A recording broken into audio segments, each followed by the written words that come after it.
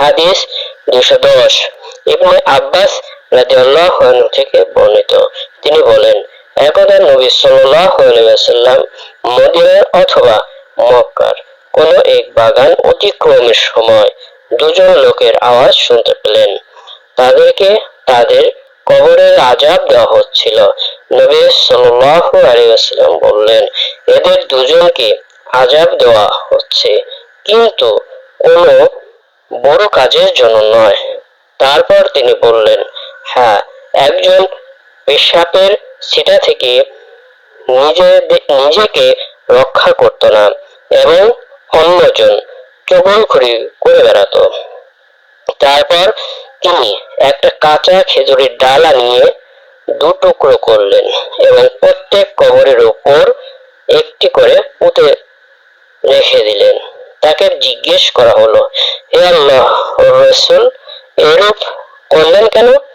জবাবে তিনি বললেন, হয়তো এর কারণে তাদের ঘোর আযাব ডাল দুটি শুকিয়ে না যাওয়া পর্যন্ত হালকা হতে পারে। হাদিস 211।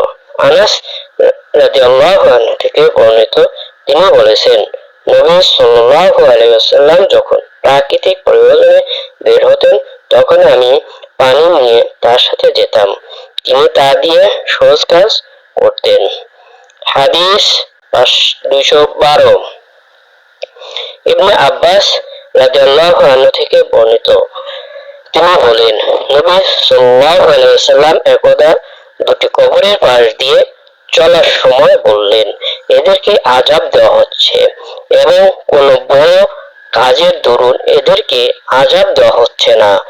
এদের একজন পোশাক থেকে নিজেকে রক্ষা করত না এবং অপর একজন চগলখড়ি করে বেড়াতো। তারপর তিনি একটি কাঁচা খেজুরের ডাল নিয়ে দু টুকরো করলেন এবং প্রত্যেক কবরের উপর একটি করে কেটে দিলেন। লোকেরা বলল, হে আল্লাহর রাসূল, আপনি এরূপ করলেন কেন? তিনি বললেন, হয়তো আল্লাহ তাআলা এর কারণে ডাল দুটি না শুকানো পর্যন্ত তাদের ঘোর আযাব হালকা করতে পারেন।